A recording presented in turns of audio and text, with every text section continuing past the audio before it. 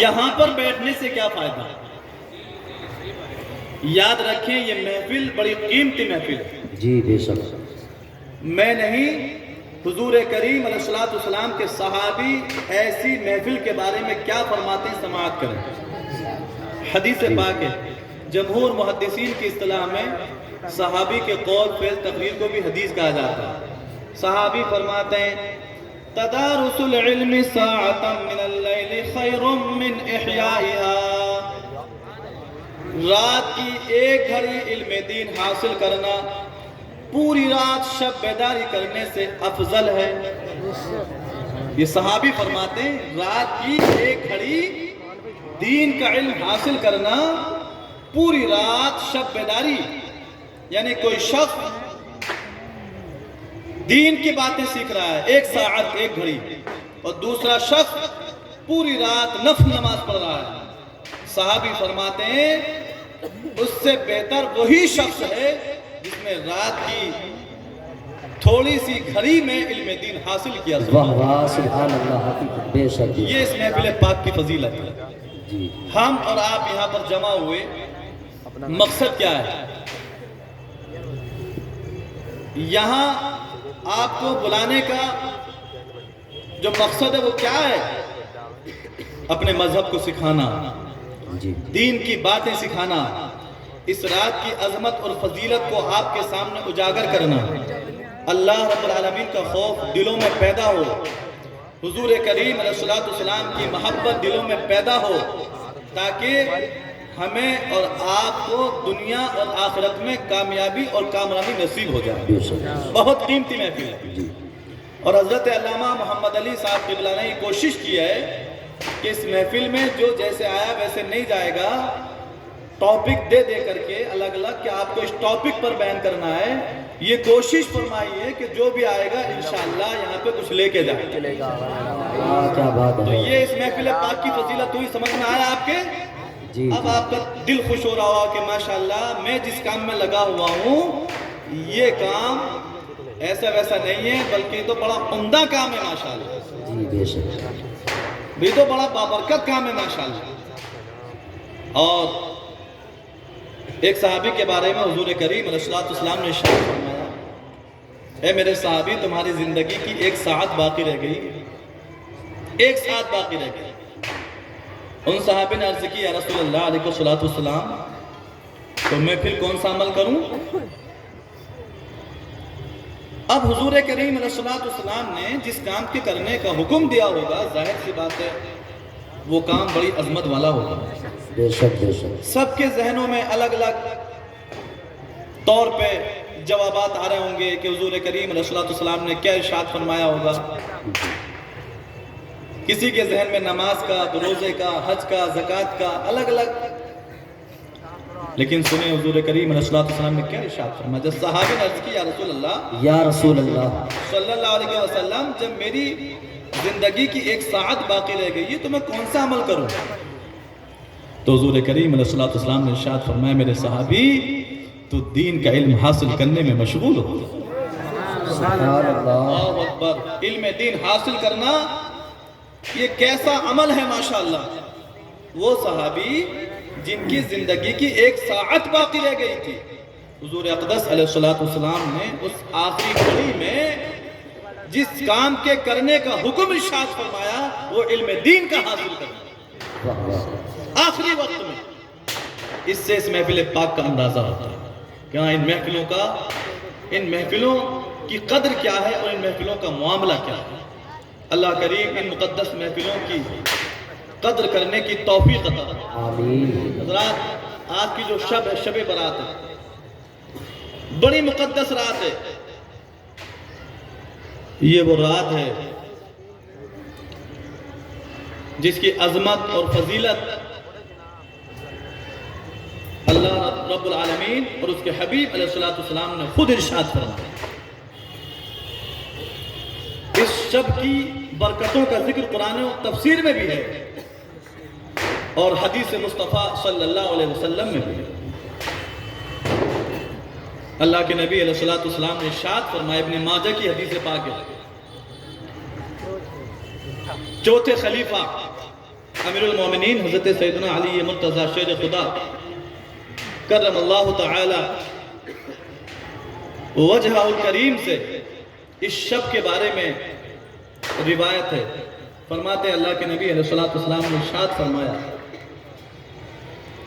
اذا كانت ليلة النصف من شعبان فقوموا ليلها وصوموا نهارها. حضور کریم علیہ السلام نے ارشاد فرمایا جب شعبان کی 15ویں رات آئے تو اس کی رات میں قیام کرو اور دن میں روزہ رکھو. یہ دو کام پہلے ارشاد فرمایا. اب فضیلت آگے آ رہی ہے حدیث پاک میں جو میں نے ذکر کیا کہ فضیلت کیا دی اس رات کی.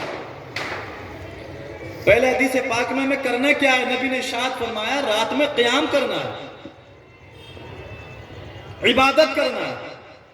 آپ علم دین حاصل کرنے والی محفل میں حاضر ہیں ماشاءاللہ, یہ بھی اس میں شامل ہے ماشاءاللہ. اور دن میں روزہ رکھنا ہے.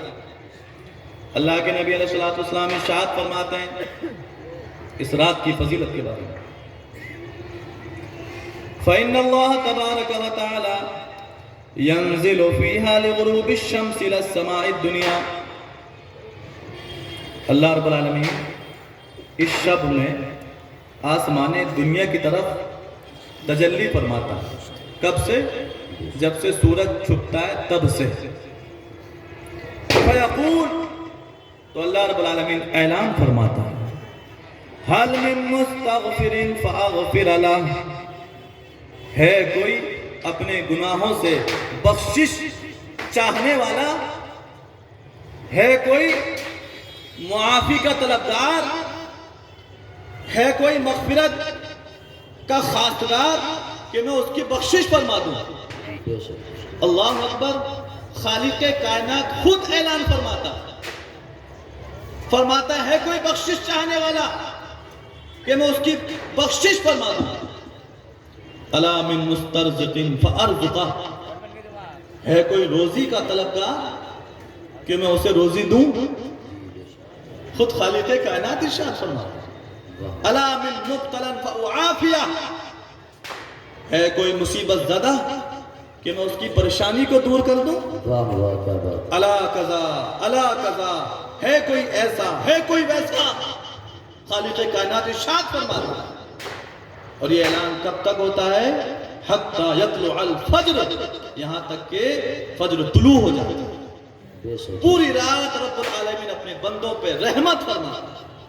یہ مقدس شب ہے جو ہمیں آپ کو ہمارے نبی کے صدقے میں اللہ رب العالمین نے عطا فرمایا. حدیث پاک کا مفہوم ہے اس رات میں اللہ رب العالمین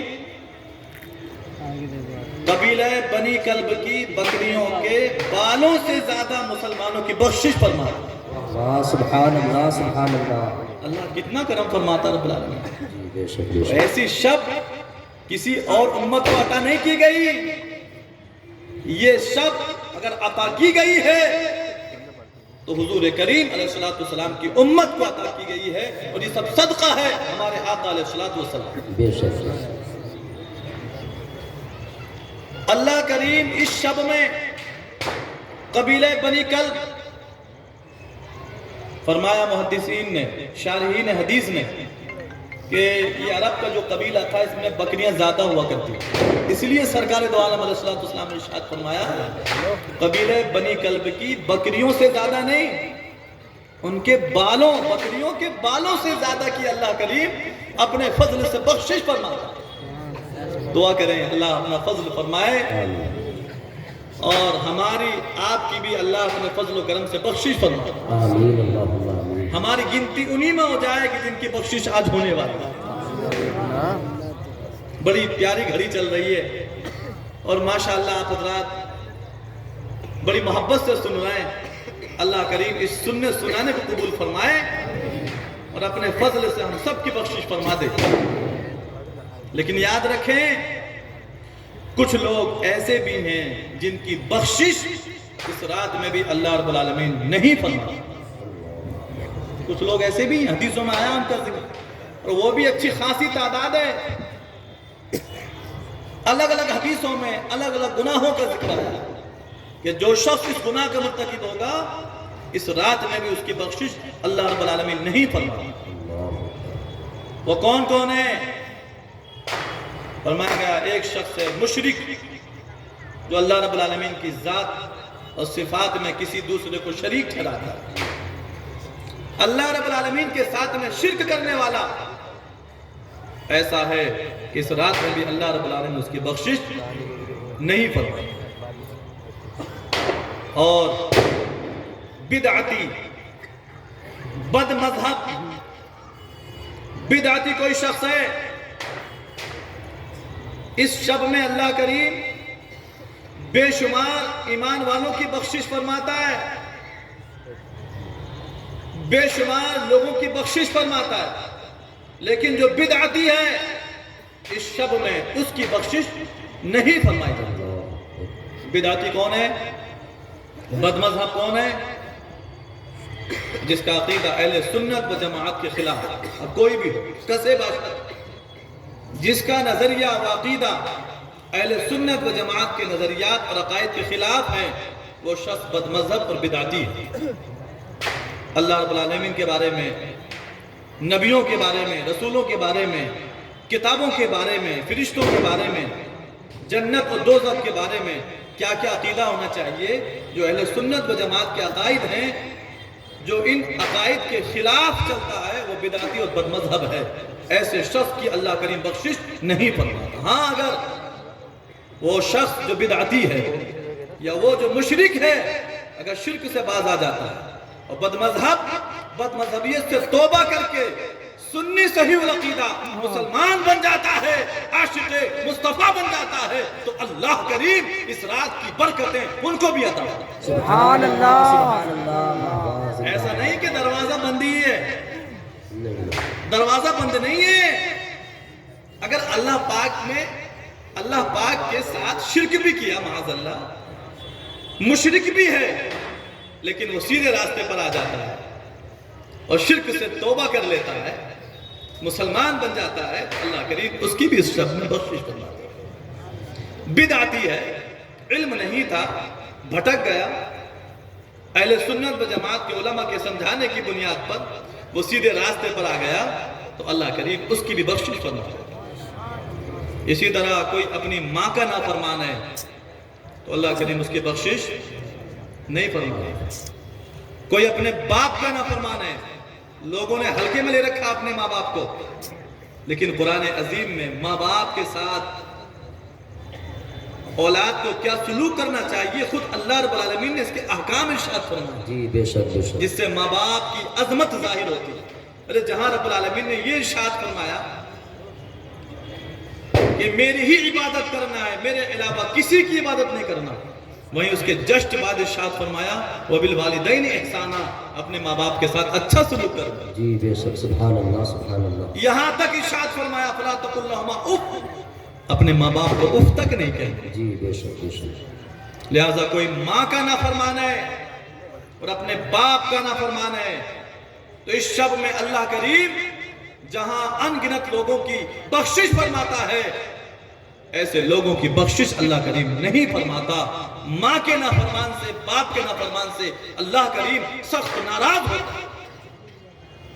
ہاں اگر وہ سیدھے راستے پہ آ جائے، وہ بھی اپنی ماں کو منا لے، اپنے باپ کو منا لے، اور جو دل دکھایا ان سے معافی چاہ لے، وہ اس کو معاف کر دیں اور وہ توبہ کر لے اپنے کرتوتوں سے، تب اللہ کریم اس شب کی برکتیں، رحمتیں اس کو بھی عطا فرمائے۔ جی بے شک بے شک، سبحان اللہ، سبحان اللہ۔ اسی طرح کوئی شرابی ہے، شرابی، یاد رکھیں شرابی کو بھی اللہ کریم اس شب میں مغفرت سے سرفراز نہیں فرماتا۔ کیوں؟ اس لیے کہ شراب یہ ہمارے مذہب میں ناپاک ہے، پیشاب پخانے کی طرح، اور شراب پینا حرام ہے، گناہ کبیرہ ہے، جہنم میں لے جانے والا کام ہے۔ شراب پینے والے سے اللہ کریم اتنا سخت ناراض ہوتا ہے کہ اس شب کی رحمتوں برکتوں سے اللہ اس کو محروم رکھتا ہے۔ اگر کوئی شراب جیسے گناہ میں مبتلا ہو گیا معاذ اللہ، تو پھر اسے چاہیے کہ وہ سچی توبہ کرے بے شک اور یاد رکھیں کوئی شراب کا اگر عادی ہو گیا ہے نا تو کچھ چیزیں ہمارے بزرگوں نے ایسی سی ارشاد فرمائی ہیں، اگر وہ سیدھے راستے پہ آنا چاہتا ہے، شراب چھوڑنا چاہتا ہے، آپ کہیں نہ جائیں، اپنی مسجد کے عالم دین علامہ محمد علی مصباحی صاحب کے پاس آ جائیں، انشاءاللہ تعالی یہ ایسا نسخہ بتا دیں گے، اللہ کرم فرمائے گا۔ شراب کی جو عادت ہے وہ ہفتہ 10 دن میں چھوٹ جائے گی، لیکن کوشش کرے گا تب۔ شرابی کی اللہ بخشش نہیں فرماتا۔ ایسا گناہ ہے شراب پی جو آج مسلمانوں میں معاذ اللہ بڑھتا چلا جا رہا ہے۔ اسی طرح قاتل ہے کوئی شخص، قاتل کسی مسلمان کا قتل کیا، اللہ کریم اس کی بخشش نہیں فرماتا۔ اسی طرح کوئی رشتہ کاٹنے والا ہے، رشتہ چاہے وہ اپنا کاٹے یا غیروں کا رشتہ کاٹے، رشتہ کاٹنا حرام ہے۔ ایک بھائی دوسرے بھائی سے، اپنے بھائی سے رشتہ نہیں کاٹ سکتا۔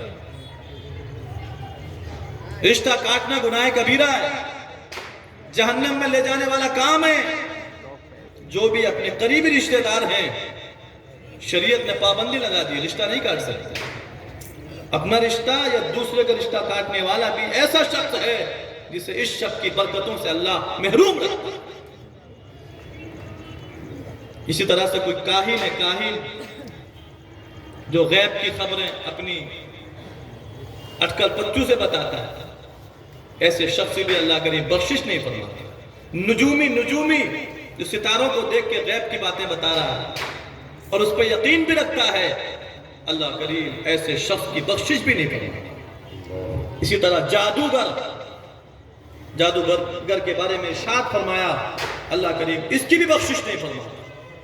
عرض میں کر رہا تھا، اس شب میں جہاں اللہ کریم بے شمار لوگوں کی بخشش فرماتا ہے، لیکن کچھ لوگ ایسے ہیں کہ اس شب میں بھی اللہ پاک کی مغفرت سے محروم ہو جاتے ہیں۔ ہاں لیکن اگر یہ اپنے گناہوں سے سچی توبہ کر لیں تو اللہ کریم توبہ کرنے والوں کو پسند فرماتا ہے۔ ایک بات یاد رکھیں، گناہ انسان سے ہو جاتا ہے۔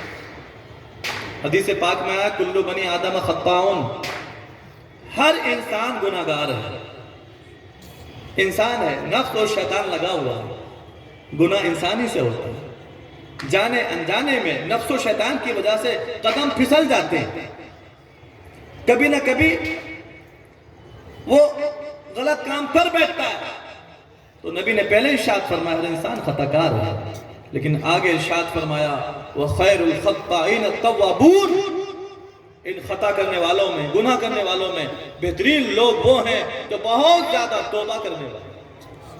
یعنی اللہ کریم توبہ کرنے والوں کو پسند فرماتا ہے، یہ رب العالمین نے خود اعلان فرمایا، بے شک ان سبحان اللہ اللہ یحب سبحان اللہ۔ التوابین۔ قرآن عظیم میں پاک پروردگار عالم ارشاد فرماتا، بے شک اللہ رب العالمین بہت زیادہ توبہ کرنے والے کو محبوب رکھتا ہے، واہ سبحان اللہ، پسند فرماتا ہے، سبحان اللہ۔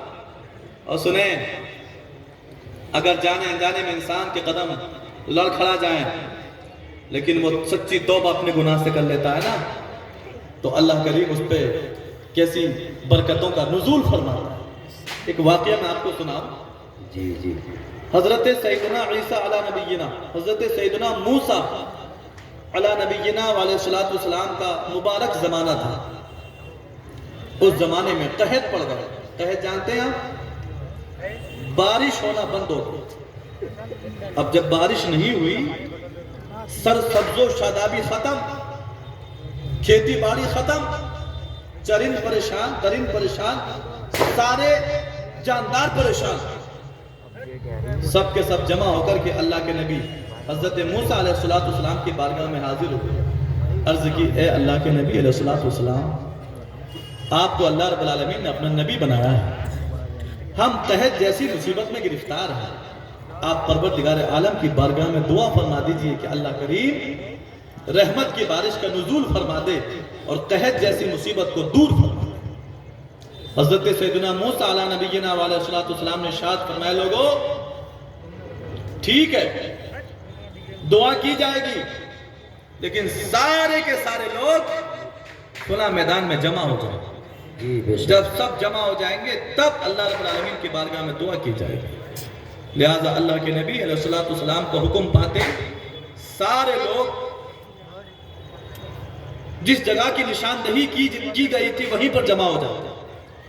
اب اللہ کے نبی حضرت سیدنا موسیٰ علیہ نبینا علیہ السلام دعا فرماتے ہیں، عرض کرتے ہیں مولا رحمت کی بارش کا نزول فرما دے اور قحط جیسی مصیبت کو ہم سے دور فرما دے۔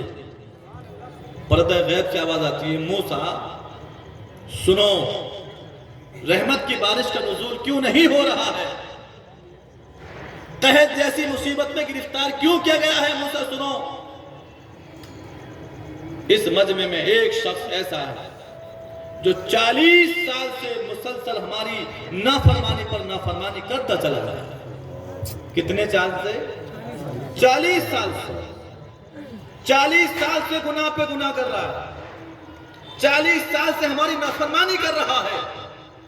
اے موسیٰ اسی شخص کے گناہوں کی نحوست کی وجہ سے رحمت کی بارش کا نزول نہیں کیا جائے، اللہ اور قحط کی مصیبت کا جو سامنا کرنا پڑا ہے یہ اسی شخص کی گناہوں کی نحوست کی وجہ سے ہے۔ اے موسیٰ اعلان کر دو کہ جو شخص اس نوعیت کا اس مجمع میں ہے، جو شخص ان گناہوں کا مرتکب اس مجمع میں ہے، جو مسلسل 40 سال سے اللہ پاک کا نافرمان بنا ہوا ہے، فوراً اس مجمع سے الگ ہو جائے تاکہ قحط کی مصیبت دور کر دی جائے، رحمت کی بارش کا نزول فرما دی جائے۔ بے شک بے شک جب اللہ کے نبی موسیٰ علیہ السلام نے اعلان فرمایا لوگوں سنو رحمت کی بارش کیوں نہیں ہو رہی ہے، سنو قحط جیسی مصیبت میں گرفتار ہمیں اور آپ کو کیوں کیا گیا ہے، اس کی وجہ یہ ہے کہ 40 سال سے کوئی شخص ایسا ہے جو مسلسل اللہ پاک کی نافرمانی کر رہا ہے، اسی وجہ سے اللہ کریم نے رحمت کی بارش کا نزول نہیں فرمایا۔ لوگوں سنو جو شخص بھی ایسا ہے جو 40 سال سے مسلسل اللہ پاک کی نافرمانی پر نافرمانی کر رہا ہے، وہ فوراً اس مجمع سے الگ ہو جائے تاکہ اللہ کریم رحمت کی بارش کا نزول فرما دے اور قحط جیسی مصیبت سے ہم سب کی قحط جیسی مصیبت سے اللہ کریم ہم سب کو بچا دے۔ بے شک بے اب جیسے ہی موسیٰ علیہ السلام نے اعلان فرمایا وہ شخص دل ہی دل میں شرمندہ ہو گیا، اللہ اکبر کسی پہ اپنی کیفیت کو ظاہر بھی نہیں کر سکتا، جی دل دل میں اللہ پاک کے خوف سے ڈر گیا، دل دل میں عرض کرتا مولا اگر میں اس مجمع سے الگ ہو گیا تو میں کہیں کا نہیں رہوں گا، جی میں ذلیل و رسوا ہو جاؤں گا، کیونکہ اس مجمع میں میری قوم کے بوڑھے بھی ہیں، جوان بھی ہیں، ادھیڑ عمر کے بھی ہیں، بچے بھی ہیں، مولا سب مجھ پہ تھو تھو کریں گے، کہیں گے ارے یہی وہ کمبخت ہے، یہی وہ ناہنجار ہے جو مسلسل 40 سال سے اللہ پاک کی نافرمانی کر رہا ہے، اور اس نے کمبخت نے ابھی تک توبہ بھی نہیں کی، سیدھے راستے پر بھی نہیں آیا۔ اسی کمبخت کی وجہ سے، اسی منحوس کی وجہ سے قحط جیسی مصیبت میں گرفتار کیا گیا، مولا سب مجھ پہ تھو تھو کریں گے، اللہ مجھے آج کی ذلت و رسوائی سے بچا دے۔ دل دل میں اللہ پاک کی بارگاہ میں توبہ کرتا ہے، عرض کرتا ہے مولا اب تک میں پاپی تھا، اب تک 40 سال سے گناہ پہ گناہ کر رہا تھا، لیکن مولا میں آج اپنے سارے گناہوں سے سچی توبہ کرتا ہوں، مولا مجھے ذلت و رسوائی سے بچا دے، آج کے بعد مرتے دم تک میں تیری نافرمانی نہیں کروں گا، آج کے بعد گناہوں سے بچتا رہوں گا، حرام کاموں سے بچتا رہوں گا۔ ابھی یہ بندہ دل ہی دل میں ان باتوں کو عرض کرتا ہے۔ اب آپ کہو گے کہ دل کی باتیں مولانا صاحب آپ تک کیسے آ گئیں؟ بہرحال توبہ تو اس نے کی، اس کا مفہوم میں نے آپ کو سمجھانے کے لیے بیان کیا۔ جی پتا کیا ہوا؟ سب لوگ ٹک ٹکے باندھ کے دیکھ رہے ہیں کہ اس مجمع سے کوئی نکلے گا، سب لوگ دیکھ رہے ہیں۔ اللہ کے نبی علیہ السلام موجود ہیں، حضرت موسیٰ علیہ نبینا علیہ السلام ٹک ٹکی باندھ کے دیکھ رہے ہیں، کوئی مجمع سے الگ ہوگا تب رحمت کی بارش کا نزول ہوگا، قحط جیسی مصیبت کو دور کیا جائے گا، سب دیکھ رہے ہیں۔ لیکن اچانک بجلی کڑکی، بارش کا موسم بنا اور موسلا دھار بارش شروع ہو جاتا ہے۔ واہ واہ سبحان اللہ، نعرہ تکبیر، نعرہ رسالت، علماء اہل سنت، سبحان اللہ سبحان اللہ۔ یا اللہ سب دیکھ رہے ہیں کیا ہوا؟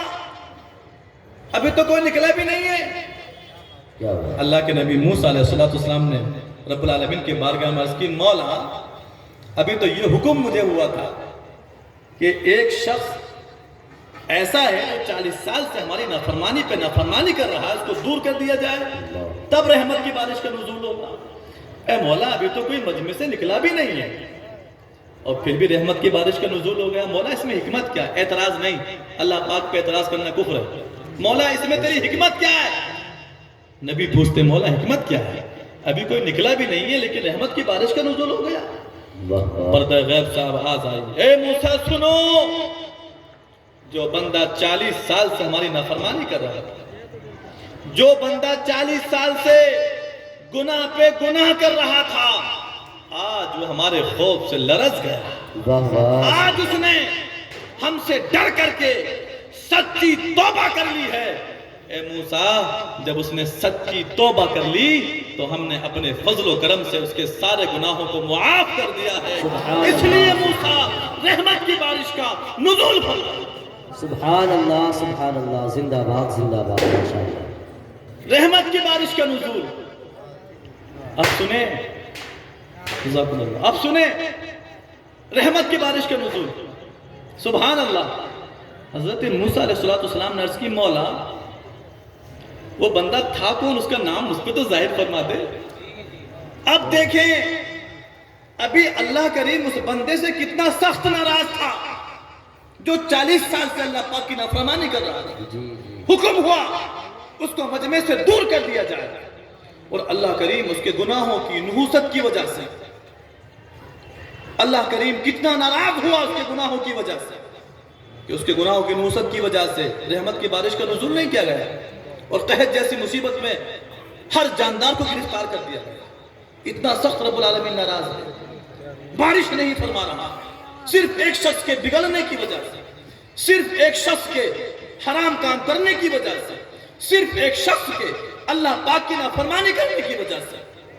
اور اعلان فرمایا اور حکم دیا جا رہا ہے، اعلان فرماؤ نکلے وہ شخص، یعنی ابھی حکم تھا کہ وہ نکلے اور مجمع عام میں ذلت اور رسوائی کا اس کو سامنا بھی کرنا پڑے گا، لیکن ابھی اس نے توبہ کر لی۔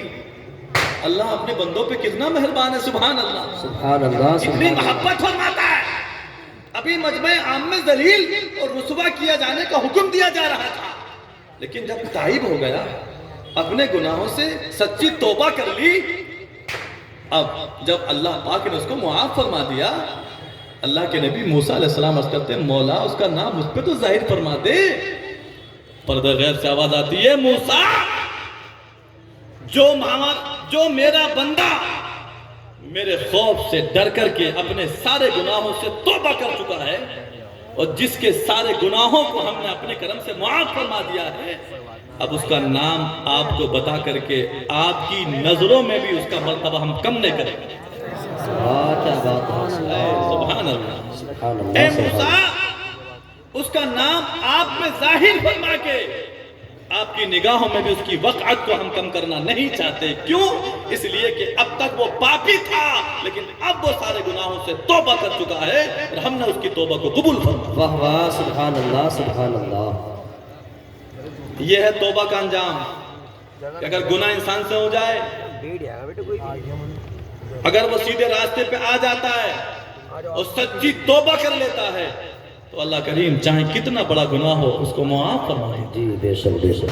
ابن ماجہ کی حدیث پاک ہے، نبی اکرم صلی اللہ علیہ وسلم نے ارشاد فرمایا التائب من الذنب کمن لا ذنب لہ، گناہ سے سچی توبہ کرنے والا ایسے ہو جاتا ہے جیسے اس نے کبھی کوئی گناہ کیا ہی نہیں۔ اور یاد رکھیں دوسرا منظر بھی دیکھیں، اگر کوئی شخص گناہ پہ اڑتا ہے اور گناہ سے سچی توبہ نہیں کرتا، گناہ پہ گناہ کرتا رہتا ہے، تو یاد رکھیں گناہ پہ اڑنا یہ اچھی چیز نہیں ہے۔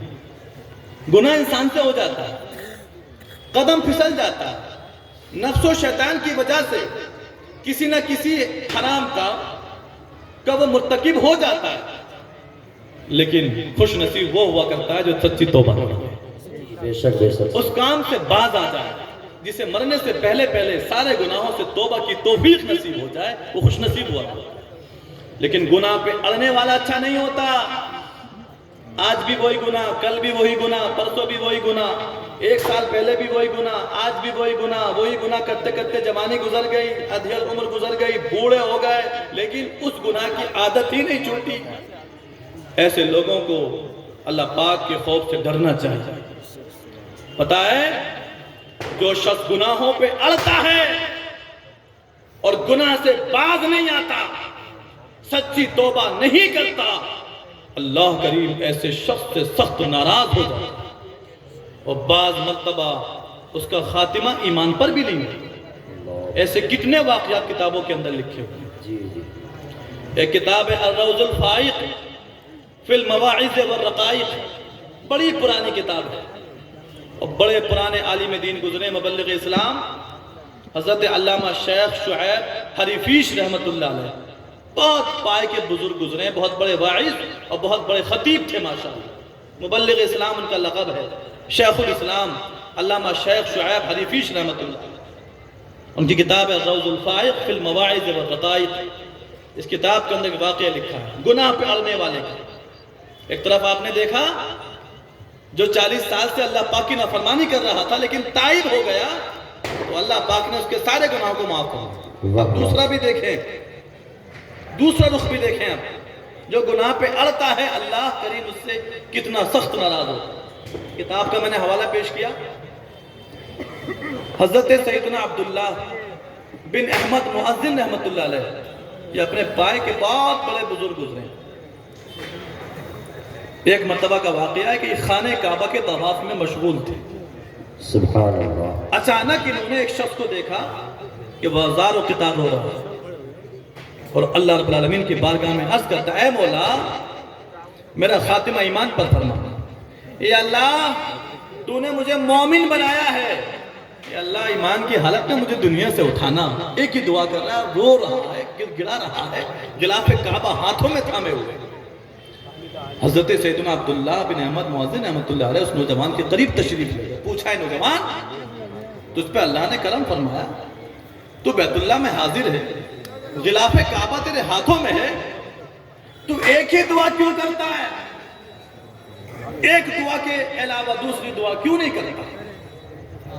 اس نوجوان نے کہا حضرت سنیے میرا معاملہ یہ ہے، جو میں ایک ہی دعا کر رہا ہوں اس کا ریزن، اس کی وجہ یہ ہے، مجھ سے بڑے میرے 2 بھائی تھے، توجہ آپ حضرات کی، مجھ سے بڑے میرے 2 بھائی تھے جن میں سے بڑے بھائی نے 40 سال تک فی سبیل اللہ جان پڑی۔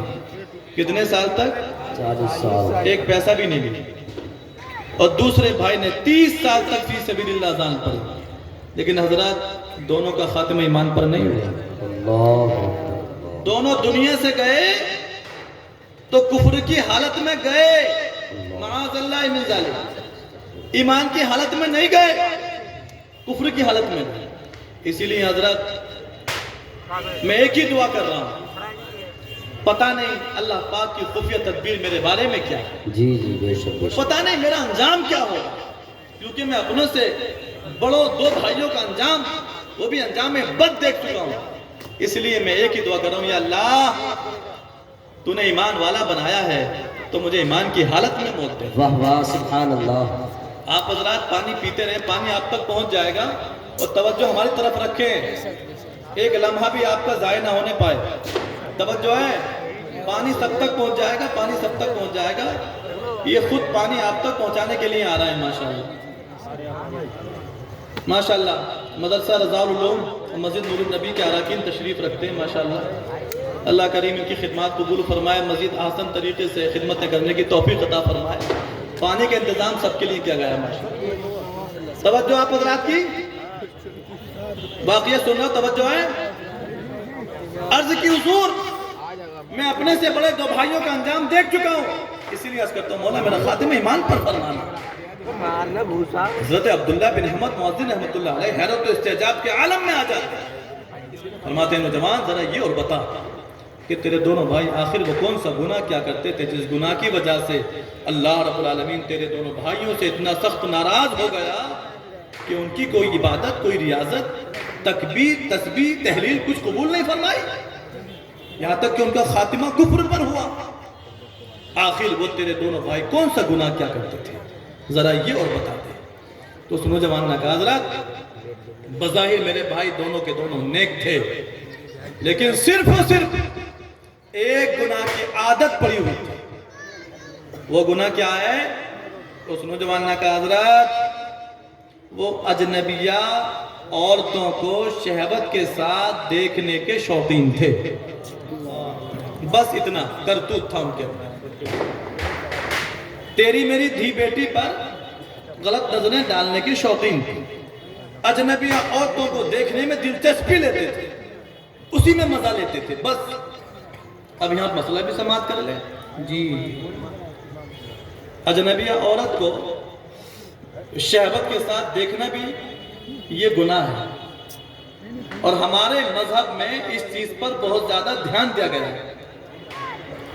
باضابطہ حدیث مصطفیٰ اللہ کے نبی علیہ السلام نے ارشاد فرمایا العینان تزنیان، آنکھیں بھی زنا کرتی ہیں، آنکھیں زنا کرتی ہیں جی۔ دوسری